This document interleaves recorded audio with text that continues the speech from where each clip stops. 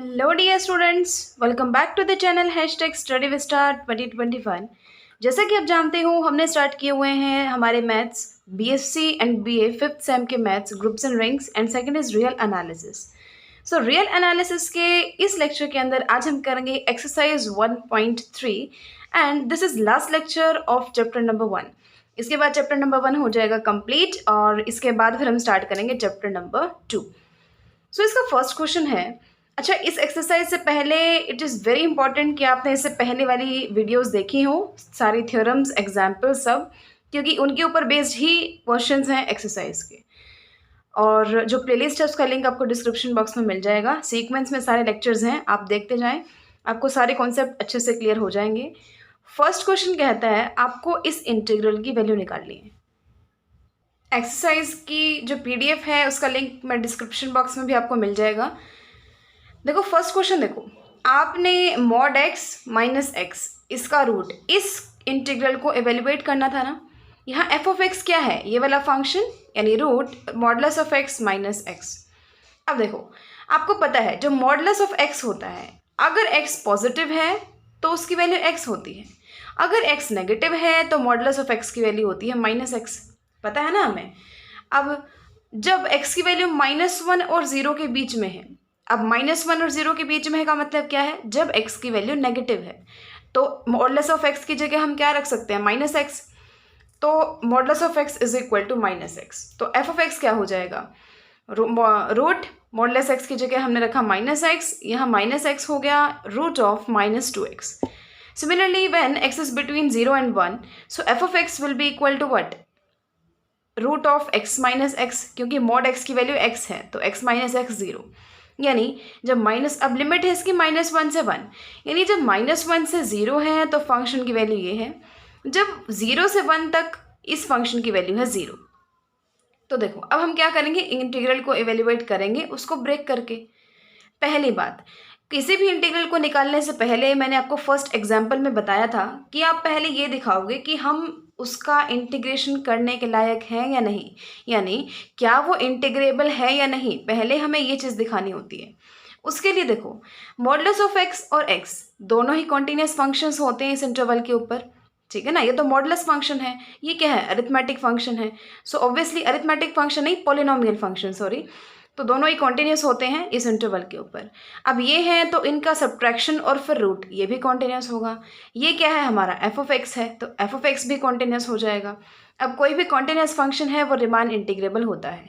Integrable होने की 3 theorem हमने की थी। पहली थ्योरम कहती थी अगर वो कॉन्टिन्यूस है तो रिमान इंटीग्रेबल होगा। सेकेंड थ्योरम कहती थी कि अगर उसके फाइनाइट पॉइंट्स ऑफ डिसकॉन्टिन्यूटी हैं तो वो रिमान इंटीग्रेबल होगा। थर्ड कहती थी कि अगर इन दोनों में से कुछ भी नहीं है, लेकिन अगर उसके डिसकंटिन्यूटी के पॉइंट्स के सेट के फाइनाइट लिमिट पॉइंट्स हैं तो वो फंक्शन रिमान इंटीग्रेबल होगा। ठीक है, रिमान इंटीग्रेबल कह लो या इंटीग्रेबल कह लो, बात एक ही है इस चैप्टर के अंदर। तो हमने ये दिखा दिया कि वो इंटीग्रेबल है। तो बस अब हमें उस इंटीग्रेशन की वैल्यू निकालनी है। -1 से 1 है, इसको ब्रेक कर लो, -1 से 0 एंड 0 से 1। इसमें फंक्शन की वैल्यू ये थी, इस इंटरवल में फंक्शन की वैल्यू 0 थी। इसको इवेल्युएट कर लो, -2x की पावर है 1/2, तो इसका इंटीग्रेशन हो जाएगा, किसी की भी पावर n है उसका इंटीग्रेशन क्या होता है, उसकी power n+1 divided by n+1। सो इसकी पावर n+1, 1/2 + 1 क्या होगा, √3/2, उसे से हम डिवाइड करते हैं और फिर हम इस फंक्शन को डेरिवेटिव देखते हैं और उसको उससे डिवाइड कर देते हैं। सो इसका डेरिवेटिव क्या होगा, -2, और उससे हम डिवाइड कर देंगे। तो ये हमारा इसके इंटीग्रेशन की वैल्यू आ गई। और फिर जब हम लिमिट्स वगैरह पुट करेंगे ना, जब हम लिमिट्स पुट करेंगे, अपर लिमिट 0 और lower limit -1, upper limit put करोगे तो 0 हो जाएगा, लोअर लिमिट पुट करोगे आप तो आ जाएगा 2√2 divided by 3। Question number 2, question number 2 क्या कहता है, by using the integral of this prove that, ये चीज़ इसके और इसके बीच में होगी। यानी आपको इसका इंटीग्रल निकालना है और उसका यूज़ करके फिर ये दिखाना है कि ये जो वैल्यू है ना, ये इसके और इसके बीच में होगी। देखो सेकंड क्वेश्चन के अंदर ना हम इस चीज़ का यूज़ करेंगे, यानी किसी भी फंक्शन के इंटीग्रेशन की value m into b minus A और M into b minus A के बीच में होती है। ये रिजल्ट हम कर चुके हैं, तो इसकी सारी वैल्यूज़ निकाल लेंगे, इसमें पुट करेंगे, जो हमें निकालना है वो आ जाएगा। देखो स्टार्टिंग कहाँ से करेंगे, फंक्शन एफ ऑफ एक्स क्या है, 1/x है, क्योंकि इसने दिया हुआ ना by using the integral of, integration के अंदर था 1/x, तो 1/x फंक्शन है। अब मोनोटोनिकली डिक्रीजिंग फंक्शन तो है ही, मोनोटोनिकली डिक्रीजिंग है ना, जैसे x की वैल्यू इंक्रीज होती है तो फंक्शन क्या है 1/x, तो फंक्शन की वैल्यू डिक्रीज होती है। And this is continuous function, function भी कॉन्टिन्यूस है, हर किसी यानी n+1 इस इंटरवल में कोई भी पॉइंट ले लो, हर पॉइंट के ऊपर ये फंक्शन वैल्यू देगा, so function is continuous in this interval. अब अगर ऐसा है तो कॉन्टिन्यूस फंक्शन पहली थ्योरम से क्या कहते हैं, रीमान इंटीग्रेबल होगा। अब इसके लिए हमें स्मॉल m की वैल्यू चाहिए और कैपिटल M की वैल्यू चाहिए, तो ग्रेटेस्ट लोअर बाउंड। अब एक बात ध्यान रखना, हम कर भी चुके हैं, कोई भी फंक्शन डिक्रीजिंग है तो x की छोटी वैल्यू के लिए अपर बाउंड हमें मिलेगा और x की बड़ी वैल्यू के लिए लोअर बाउंड हमें मिलेगा। अब छोटी वैल्यू कौन है, n है, बड़ी वैल्यू कौन है, n+1 है, तो छोटी वैल्यू के लिए आपको अपर बाउंड यानी लीस्ट अपर बाउंड मिलेगा 1/n, यानी n को इस फंक्शन में पुट करके ना, और लोअर बाउंड मिलेगा बड़ी वाली वैल्यू को इसमें पुट करके यानी 1/n+1। तो वैल्यूज आ गई आपके पास, m की रख दी, b माइनस a रख दिया, b क्या है अपर लिमिट वो क्या है n+1, a लोअर लिमिट वो क्या है n, ऐसे ही यहाँ पे वैल्यूज रखी और फंक्शन की वैल्यू हमने रख दी 1/x dx। ठीक है, तो यहाँ से क्या बच जाएगा 1/n+1, यहाँ क्या बच जाएगा 1/n और बीच में इंटीग्रेशन है। लेकिन आपको ध्यान हो, इसने कहा था क्वेश्चन के अंदर कि इस इंटीग्रेशन की वैल्यू का यूज़ करके आपने उसको प्रूव करना है, तो इसका मतलब अब हमें इसकी वैल्यू भी निकालनी पड़ेगी। तो देखो ये चीज़ तो आ गई, अब इसकी हम वैल्यू निकालना चाहते हैं तो सिंपली होगा ये, तो 1/x का इंटीग्रेशन क्या होता है log x, लिमिट कहाँ से कहाँ तक है n और अपर लिमिट है n+1, अपर लिमिट पुट करोगे तो log n+1 हो गया, लोअर पुट करोगे तो log n हो गया।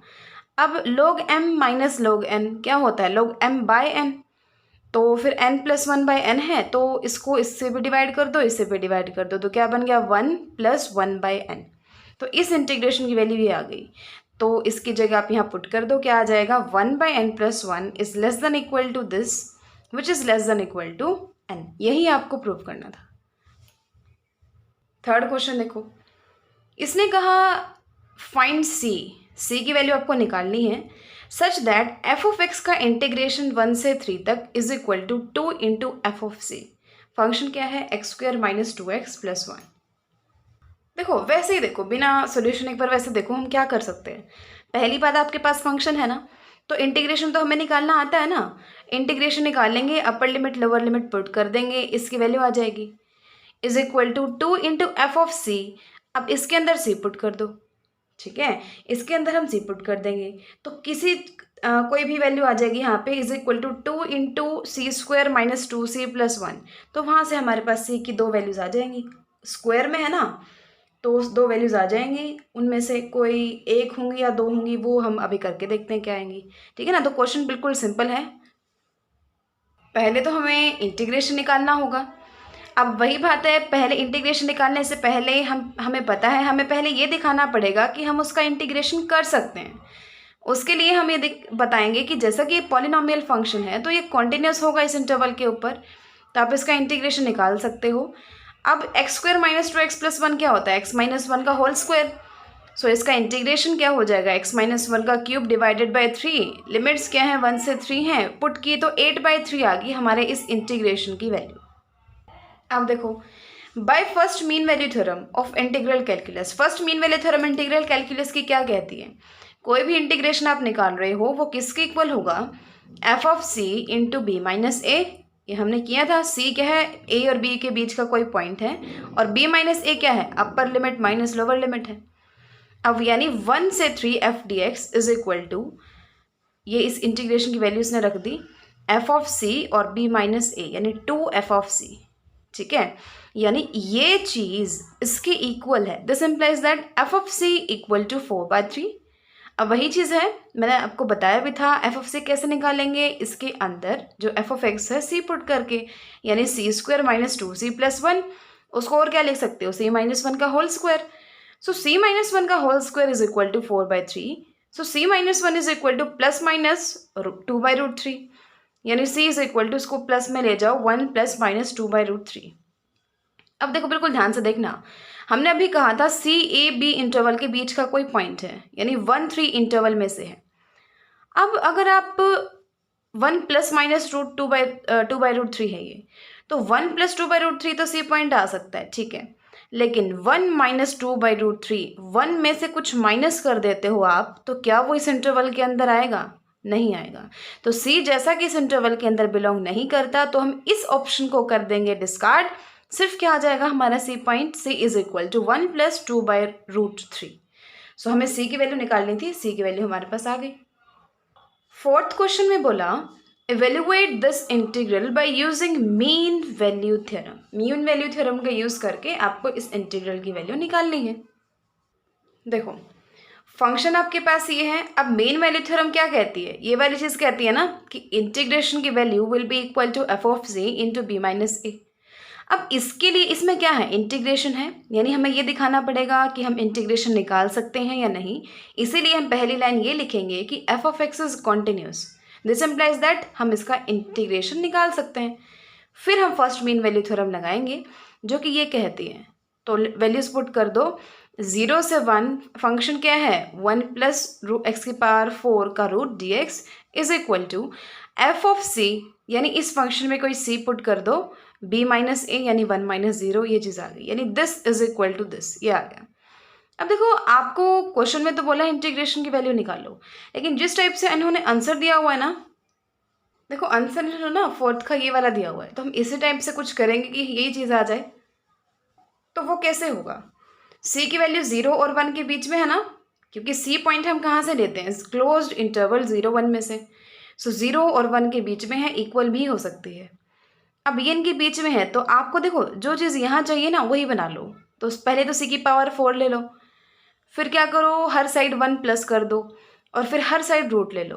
तो ये 1 और रूट 2 के बीच में आ गई। लेकिन ये चीज़ तो किसकी इक्वल थी? इसके। सो इसकी जगह हम ये पुट कर देते हैं, यानी इस इंटीग्रल की वैल्यू 1 और रूट 2 के बीच में है ना, क्योंकि ये इसके इक्वल था। ये रीज़न है। रीज़न एग्जाम में बहुत ज़्यादा इंपॉर्टेंट होते हैं। रीज़न हर चीज़ का लिख के आना, जिस चीज़ का आपको पता है। जैसे ये हमने कैसे किया? क्योंकि मीन वैल्यू थ्योरम ये कहती है। ये चीज़ कैसे आई? क्योंकि ये इसके इक्वल है। और भी छोटे छोटे जो चीज़ें हैं आप लिख सकते हो, वो आपको लिखनी चाहिए। फिफ्थ क्वेश्चन देखो। फिफ्थ क्वेश्चन में इसने कहा use the first mean value theorem of integral calculus to show that, यानी फर्स्ट मीन वैल्यू थ्योरम का आपको यूज करना है ये शो करने के लिए कि इसकी वैल्यू इसके और इसके बीच में होगी। अब इन्होंने हिंट भी दिया हुआ, देखो अब हिंट क्या दिया हुआ इन्होंने कि f of x equal to 1 by 1 plus x लेना और जी ऑफ एक्स को 1 लेना। अब दो फंक्शन दिए हैं, इसका मतलब आपको कौन सी मीन वैल्यू थ्योरम लगानी है? जो वो थी ना, देखो दिखाई देती हूँ आपको कैसे करेंगे। फिफ्थ क्वेश्चन में एफ ऑफ एक्स आपको दिया है, जी एफ एक्स दिया है 1। ये हिंट में दिया है, क्वेश्चन एग्जाम में नहीं होगा आपके पास। तो f of x 1 by 1 plus x आपने लेना है, जी ऑफ एक्स 1 लेना है। अब सिंपल सी बात है, आपने मीन वैल्यू थ्योरम लगानी है। मीन वैल्यू थ्योरम क्या कहती है? अब यही चीज़ हमें समझनी है कि यहाँ पे जब इसने कह दिया ना कि आप दो फंक्शंस का यूज़ करो, तो कौन सी मीन वैल्यू थ्योरम आप लगाओगे? जनरलाइज्ड मीन वैल्यू थ्योरम, जिसमें हम दो फंक्शंस का यूज़ करते हैं। और वो क्या कहती है देखो, कि किन्हीं भी दो फंक्शंस का integration is equal to lambda और ए से बी जी डी एक्स। ठीक है, लेमडा भी ले सकते हो और इसकी कोरोलरी में है ये चीज़, यानी लेमडा भी ले सकते हो, एफ ऑफ सी भी ले सकते हो, क्योंकि लेमडा है तो किसी एफ ऑफ सी के इक्वल ही ना। एफ के अंडर सी की इमेज लेमडा होगी, यानी सी ए बी इंटरवल का कोई पॉइंट है और उसके ऊपर जब आप एफ लगा रहे हो तो वो लेमडा के इक्वल आ रहा है। तो आप लेमडा भी ले सकते हो, एफ ऑफ सी भी ले सकते हो, ये आपके क्वेश्चन पर डिपेंड करता है।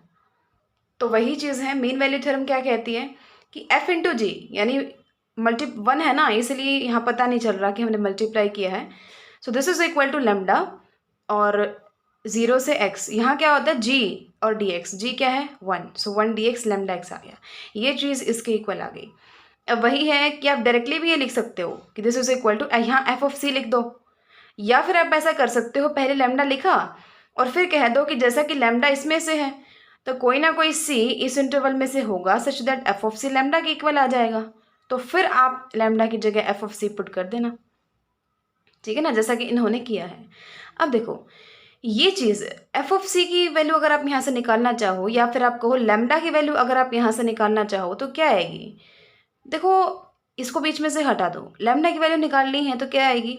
एक्स को उधर डिवाइड में ले जाओ तो 1/x, 0 से x इंटीग्रेशन 1/1 प्लस एक्स, यही वैल्यू आई ना लैम्डा की, या फिर आप कह सकते हो एफ ऑफ सी की।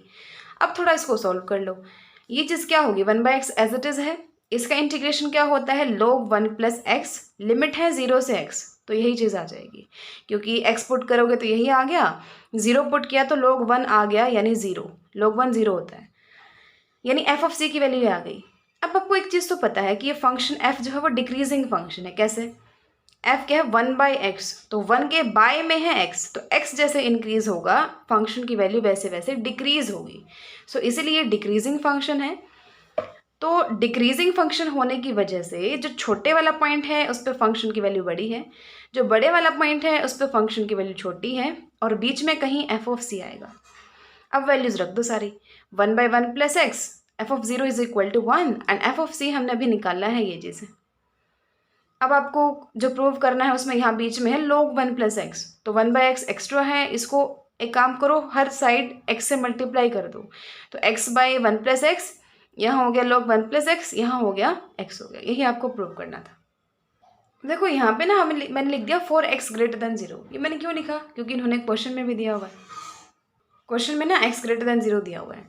देखो क्वेश्चन में अगर दिया हुआ है तो हमें लिखने में तो कुछ नहीं जा रहा ना, ऊपर से एग्जामिनर को ये और लगेगा कि देखो क्वेश्चन भी ठीक है और ये जो स्टूडेंट है देखो ये छोटी छोटी चीज़ें भी लिख रहा है, तो अच्छा ही इम्पैक्ट पड़ेगा कहीं ना कहीं, तो लिख दिया करो ऐसे, इस टाइप की चीज़ें हैं जो साथ में। 6 में बोला मीन वैल्यू थ्योरम का यूज़ करके and you have to verify करना है फर्स्ट मीन वैल्यू थ्योरम को इस इंटीग्रल के लिए। देखो 6 क्वेश्चन में आप क्या करोगे, पहली बात तो मीन वैल्यू थ्योरम ये थी ना कि a से b तक F D x is equal to F of C into B minus A. इसको वेरीफाई करने का मतलब क्या है कि आप इनमें वैल्यूज पुट कर दो सारी, और c की हमें कोई ना कोई वैल्यू ऐसे मिल रही है सच दैट ये चीज़ होल्ड करती है ना। वेरीफाई करने का मतलब यही है। तो हम क्या करेंगे, c की वैल्यू निकाल लेंगे जिसके लिए जो ये कंडीशन है वो होल्ड करे। स्टार्टिंग कैसे करेंगे, ये फंक्शन है कॉन्टिन्यूस है, तो कॉन्टिन्यूस है इसका मतलब हर वैल्यू पे इसकी वैल्यू आएगी ना, हर x की वैल्यू पे इस फंक्शन की वैल्यू आएगी, तो उसका ग्रेटेस्ट लोअर बाउंड कहीं ना कहीं होगा, लीस्ट अपर बाउंड भी कहीं ना कहीं होगा, यानी आप फर्स्ट मीन वैल्यू थ्योरम को लगा सकते हो। अब फर्स्ट मीन वैल्यू थ्योरम क्या कहती है कि कोई पॉइंट c एग्जिस्ट करेगा इस इंटरवल में सच दैट उस इंटीग्रेशन की वैल्यू हो जाएगी F of C into B minus ए, यानी 2 - 0 के इक्वल, यानी 2 एफ ऑफ सी के इक्वल, ठीक है ना। ये मेन वैल्यू थ्योरम हमने जस्ट लिखी है। अब आप क्या करो, ये वैल्यू निकाल लो, ये वैल्यू निकाल लो, फिर इनको इक्वल पुट करके और सी की वैल्यू निकाल लेना। इस इंटीग्रेशन की वैल्यू निकाल लो, पहले तो 0 आ गई, फिर हमें पता है हमें एफ ऑफ सी निकालना है, एफ ऑफ सी क्या आ गया, ये आ गया। अब आपको सारी वैल्यूज मिल गई ना, इसके अंदर पुट करो तो क्या आ जाएगा 2 into 4c³ minus 3c² minus 4c is equal to 0, ये तो 0 आ गया। तो हमें वेरीफाई करना है दस 1 मस्ट बी ट्रू, यानी 1 ट्रू होना चाहिए। तो देखो 1 ट्रू होना चाहिए, तो हमने पहले क्या किया, 2 उधर लेके ये 0 आ गया, 0/2 हो गया, 0 हो गया। तो फिर हमने क्या किया, c कॉमन ले लिया, 4c² माइनस 3c माइनस 4 हो गया। अब देखो दो चीज़ों के मल्टीप्लाई 0 के इक्वल है, यानी या तो c 0 है यानी ये 0 है, यानी either c is equal to 0 और दिस इज इक्वल टू 0। अब ये तो क्वाड्रेटिक इक्वेशन बन गई, c की वैल्यूज निकाल लो, c की वैल्यूज आ जाएंगी 2, 3 प्लस माइनस 8.544 डिवाइडेड बाई 8। अब यहाँ पे दो वैल्यू आई ना, एक तो होगी 1.44 जब हम प्लस वाला साइन यूज़ करेंगे, दूसरी हम माइनस वाला साइन जब यूज़ करेंगे तब। एक बात बताओ, 3 में से आप 8 पॉइंट समथिंग माइनस कर रहे हो और फिर उसको 8 से ही डिवाइड कर रहे हो, तो क्या आएगी, तो नेगेटिव वैल्यू ना। इंटरवल क्या है, क्लोज इंटरवल 0-2, तो ये वैल्यू तो कभी भी c की वैल्यू हो ही नहीं सकती, क्योंकि ये वैल्यू आएगी नेगेटिव। c की वैल्यू नेगेटिव हो गई तो हम तो कहते हैं c इस इंटरवल के अंदर आएगा, तो नेगेटिव वैल्यू तो इस इंटरवल के अंदर आ ही नहीं सकती, तो यानी या तो c 0 है या फिर c 1.44 है। तो इसका मतलब नंबर 2 आ गए, 1 नहीं 2 आ गए। मीन वैल्यू थ्योरम क्या कहती है कि कोई c एग्जिस्ट करेगा सच दैट ये चीज़ होल्ड करेगी। यहाँ पे तो 2 हमने दिखा दिए, तो इसका मतलब ये चीज़ होल्ड करने वाले पॉइंट एग्जिस्ट करते हैं और ये चीज़ वेरीफाई करती है फर्स्ट मीन वैल्यू थ्योरम को। इतना ही आपको करना है। 7th क्वेश्चन देखो, आपको इस इंटीग्रल को इसके और इसके बीच में प्रूव करना है। वही बात है, एफ ऑफ एक्स आपको ये लेना है, जी ऑफ एक्स आपको ये लेना है, और फिर वही जनरलाइज्ड मीन वैल्यू थ्योरम आपने लगानी है। तो वो क्या कहती है कि f इंटू जी, उसके इंटीग्रेशन की value is equal to F of C या फिर लैम्डा, कुछ भी ले सकते हो। सो मैंने डायरेक्टली एफ ऑफ सी ले लिया है। आप वैसे भी कर सकते हो जैसे हमने पिछले क्वेश्चन में किया था, पीछे क्वेश्चन किया था ना हमने अभी, यहाँ लैम्डा लेके और फिर आप लिख सकते हो कि जैसा कि लैम्डा के लिए कोई सी इस इंटरवल में 0-1 इंटरवल में ज़रूर एग्जिस्ट करेगा such that F of C equal to lambda, तो फिर भी आप एफ ऑफ सी पुट कर सकते हो। मैंने डायरेक्ट इसकी करोलरी यूज़ कर ली। तो एफ ऑफ सी, अब इस इंटीग्रेशन की वैल्यू ये हो गई, यानी इन शॉर्ट ये चीज़ एफ ऑफ सी बाई 3 के इक्वल आ गया। एफ ऑफ सी की वैल्यू क्या आ गई, 3 इंटू 0 से 1 x square divided by 1√1 plus x square D x, ये चीज़ आ गई। अब आपको जो प्रूव करना है उसको यहाँ से स्टार्ट करो। ऑलमोस्ट ना, जब इनके बीच में प्रूव करना होता है तो स्टार्ट, अगर सी है आपके पास पॉइंट, तो ऐसे ही स्टार्टिंग होती है कि सी किस किस के बीच में है, और वो किस किस के बीच में होती है, जो इंटरवल दिया हुआ है। तो सी की वैल्यू है 0 और 1 के बीच में। आपको देखो क्या चाहिए, जो चाहिए वो बना लो। आपको फंक्शन की वैल्यू चाहिए यहाँ पे, सो एफ ऑफ फंक्शन ले लो यहाँ पे, F of 1, F of C, F of 0। अब एक बात ध्यान रखना, एफ क्या है, डिक्रीजिंग फंक्शन है, क्योंकि 1/, में कुछ है। और डिक्रीजिंग फंक्शन के लिए आपको पता है एक्स की वैल्यू बड़ी है तो फंक्शन की वैल्यू छोटी होगी, और एक्स की वैल्यू छोटी है तो फंक्शन की वैल्यू बड़ी होगी। So F of 1, F of C, F of 0। F of 1 आ गया 1/√2, एफ ऑफ सी आ गया ये चीज़, and F of 0 is equal to less than equal to 1। F of C ये चीज़ कैसे आया, हमने ये वैल्यू एज इट इज़ उठा के यहाँ पुट कर दी। आपको जो आपने प्रूव करना है उसमें 3 नहीं है, तो 3 को डिवाइड कर दो, तो यहाँ हो जाएगा 1/3√2, यहाँ हो गया 1/3, और यहाँ पे ये चीज़ है ही है। यही आपको प्रूव करना था। देखो 8th क्वेश्चन, देखो 8th क्वेश्चन में इसने कहा साइन की पावर n+1 x dx, इसका integration will be less than equal to sine की पावर n। यहाँ n+1 है, यहाँ n है। कैसे प्रूव करोगे, इसने दे दिया आपको हिंट कि एफ ऑफ एक्स को आपको ये लेना है। तो देखो एफ ऑफ एक्स आपने ये लिया जब x 0 और π/2 के बीच में है, क्योंकि जो लिमिट है ना इंटीग्रेशन की वो 0 से π/2 ही है। तो f कॉन्टिन्यूस है, इसका मतलब हम उसका इंटीग्रेशन निकाल सकते हैं। अब एफ ऑफ π/4 की हमें ज़रूरत पड़ेगी, एक बार हम निकाल लेते हैं। F of π/4 is equal to sine n π/4, sine n+1, ये पावर है, n भी पावर है, n+1 पावर है, π/4 ये एंगल है। साइन π/4 क्या होता है, √2 उसकी पावर n, यहाँ क्या है 1/√2 उसकी पावर n+1। तो इसकी पावर n में से इसकी पावर n+1 आप माइनस कर रहे हो, ये क्या है 1 के डिवाइड में समथिंग है, यानी ये 0 पॉइंट कुछ है। तो जैसे जैसे हम उसकी पावर करते जाते हैं वो वैल्यू छोटी होती रहती है, ठीक है ना। जैसे 0.5 है, 0.5 का जो अगर हम स्क्वायर करते हैं वो क्या हो जाता है 0.25, तो 0.25 छोटा हुआ ना, ऐसे ही और पावर करते जाओ वो और भी छोटा होता रहेगा। तो n जो पावर है वो बड़ी होगी, जो n+1 पावर है इसकी वो छोटी होगी, तो ये वैल्यू पॉजिटिव आएगी। यानी एफ ऑफ π/4 क्या आया, पॉजिटिव आया। इसका मतलब क्या है, देखो अब एफ ऑफ π/4 ग्रेटर देन 0 आ गया। इसका मतलब क्या है कि 0 से π/2 F of X D X भी ग्रेटर देन 0 होगा। ये चीज़ हमने कैसे कही, मीन वैल्यू थ्योरम क्या कहती है कि किसी भी इंटीग्रेशन की value will be equal to F of C into B minus A. अब एफ ऑफ सी क्या होता है, 0 से π/2 इनके बीच का कोई पॉइंट होता है ना, मैंने वो π/4 मान लिया। सो ये इंटीग्रेशन इक्वल होगा एफ ऑफ π/4 और b माइनस ए के। अब π/4 तो ऑब्वियसली 0 से बड़ा है, और एफ ऑफ π/4 अभी हमने दिखाया 0 से बड़ा है, तो ये पूरा इंटीग्रेशन किससे बड़ा हो गया, 0 से। सो पूरा इंटीग्रेशन इज ग्रेटर देन 0। फिर आपने एफ ऑफ एक्स की वैल्यू रखी जो कि क्या थी, साइन की पावर n माइनस साइन की पावर n+1। तो यहाँ वैल्यू रखना साइन की पावर nx माइनस साइन की पावर n+1x, माइनस वाली जो टर्म है उसको उधर ले जाओ और इंटीग्रेशन भी अलग अलग हो जाएगा। सो जो उसकी n पावर है उसका integration is greater than equal to जो n+1 पावर है उसका इंटीग्रेशन, ठीक है ना। यही आपको प्रूव करना था। फिर हमने इसको इस साइड लिख दिया, इसको इस साइड लिख दिया। 9th क्वेश्चन देखो, 9th क्वेश्चन आपने इन दो इंटीग्रल्स की वैल्यू निकाल ली है।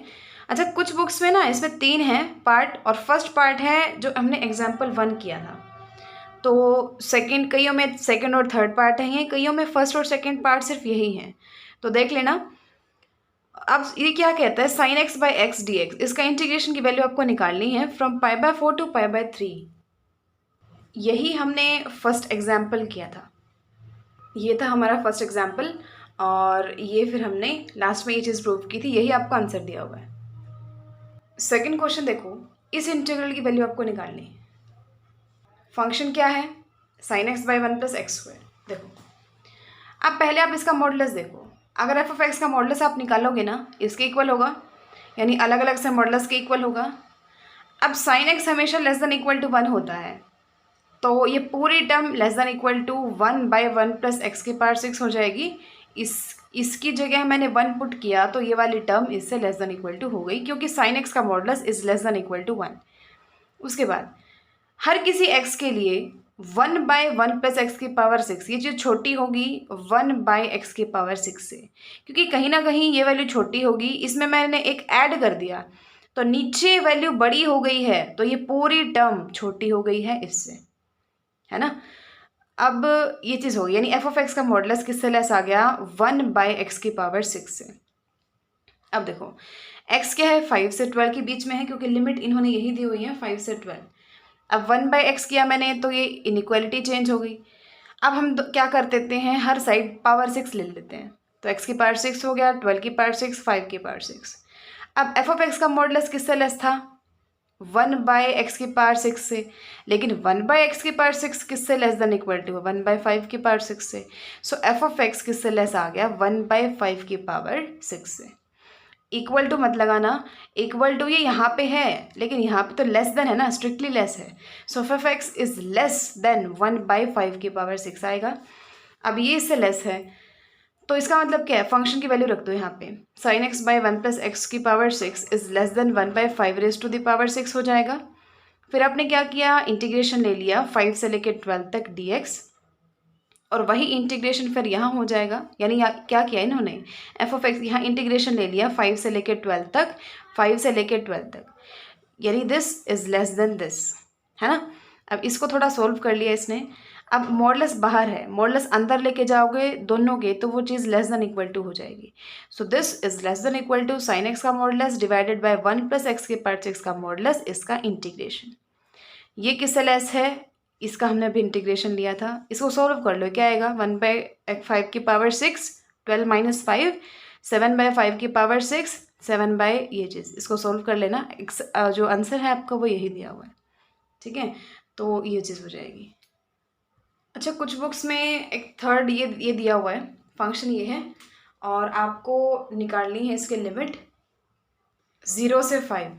तो एक दो बार एग्ज़ाम में पूछा भी हुआ है, तो मुझे लगा कि आपको कराना चाहिए, और डिफ़िकल्ट नहीं है बिल्कुल भी।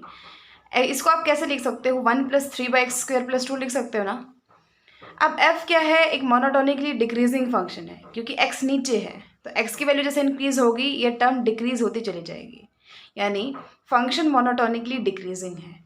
अब m आप क्या लो, अब ये तो आपको पता है ना, कोई भी फंक्शन मोनोटोनिकली डिक्रीजिंग है तो उसके लिए f' की वैल्यू लेस देन 0 होती है, ये मैंने जस्ट उसके लिए लिखा है। अब m क्या होता है, greatest lower bound, capital M क्या होता है, लीस्ट अपर बाउंड।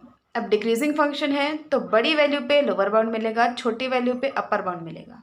3/2, 5/2, 2 को हमने एफ ऑफ एक्स में पुट किया तो 3/2 आया, 0 को जब हमने इसमें पुट किया तो 5/2 आ गया। अब मोनोटोनिक भी है और बाउंडेड भी है, क्योंकि लोअर बाउंड भी एग्जिस्ट कर गया, अपर बाउंड भी एग्जिस्ट कर गया, तो ये इंटीग्रेबल हो गया। अब हमें इस इंटीग्रेशन की वैल्यू निकालनी है, जैसे हमने फर्स्ट एग्जाम्पल में किया था ना, उसी टाइप से हम इसको करेंगे। Small m into B minus A is less than equal to capital M into B minus A, और इसके बीच में इंटीग्रेशन वैल्यूज रख दो, आपका आंसर आ जाएगा। इसकी इंटीग्रेशन की वैल्यू 3 और 5 के बीच में होगी। 10th क्वेश्चन देखो, 10th क्वेश्चन में इसने कहा आप ये प्रूव करो कि इस इंटीग्रेशन की वैल्यू इसके और इसके बीच में होगी। तो वही हमें दिख भी रहा है ना कि एक फंक्शन ले लेंगे हम x, दूसरा फंक्शन हम ले लेंगे g ऑफ x। तो g ऑफ x हम x लेंगे और f ऑफ x हम 1/sin x लेंगे, और फिर मीन वैल्यू थ्योरम लगा देंगे, जनरलाइज मीन वैल्यू थ्योरम, और हमारा आंसर आ जाएगा। अब देखो f ऑफ x ये है, g ऑफ x ये है, दोनों ही कॉन्टिन्यूस फंक्शंस हैं तो इंटीग्रेबल होंगे। स्मॉल m आपने लोअर बाउंड मान लिया, कैपिटल M आपने अपर बाउंड मान लिया f का, तो स्मॉल m 1 होगा, कैपिटल M 2 होगा। कैसे निकाला, सिंपल सी बात है, π/6 यानी 30, साइन 30 क्या होता है 1/2, तो वैल्यू आ गई 2, तो जो अपर बाउंड है वो 2 है, और जब π/2 यानी 90 पुट किया तो 1/sin 90, sin 90 1 होता है, तो f ऑफ x 1 आ गया। तो लोअर बाउंड 1 है, अपर बाउंड 2 है, लीस्ट अपर बाउंड है m, और ग्रेटेस्ट लोअर बाउंड है स्मॉल m। अब मीन वैल्यू थ्योरम हमें ये कहती है, अब वैल्यूज़ हमने रख दी, एफ रख दिया, जी रख दिया और ये चीज़ रख दी। इसको सॉल्व कर लिया तो लैम्डा की वैल्यू ही आ गई। अब वही चीज़ है, आपको पता है लैम्डा जो है 1 और 2 के बीच में होता है। अगर ये इनके बीच में होता है तो वैल्यूज़ आपने सारी रख दी। लैम्डा की वैल्यू आई थी ना, लैम्डा की वैल्यू ये रख दी।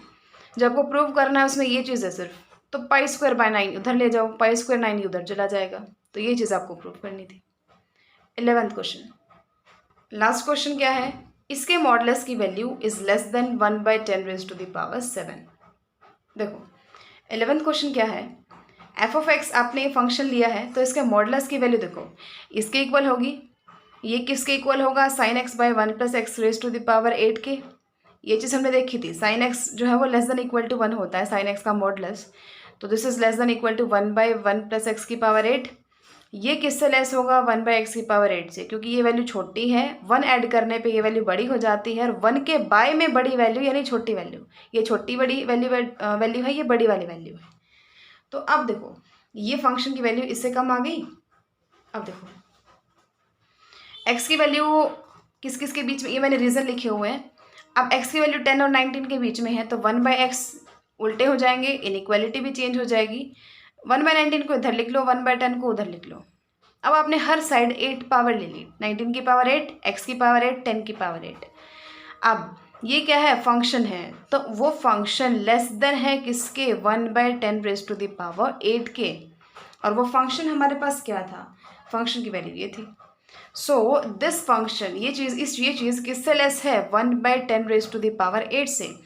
तो फंक्शन की वैल्यू, अब हमें चाहिए इंटीग्रेशन की वैल्यू, तो आप दोनों साइड इंटीग्रेशन ले लो, 10 से लेके 19 तक का इंटीग्रेशन, और यहाँ भी इंटीग्रेशन करोगे 1 का इंटीग्रेशन x, और फिर लिमिट होंगी 10 से 19, तो लिमिट पुट कर देना, 19 - 10 क्या बच गया, 9, और ये 10 की पावर -8 था ही, तो इसको अप्रॉक्सीमेटली आप 10 मान सकते हो। सो 10 × 10 की पावर -8, 10 की पावर -7 रह गया, यानी 10 की पावर 7।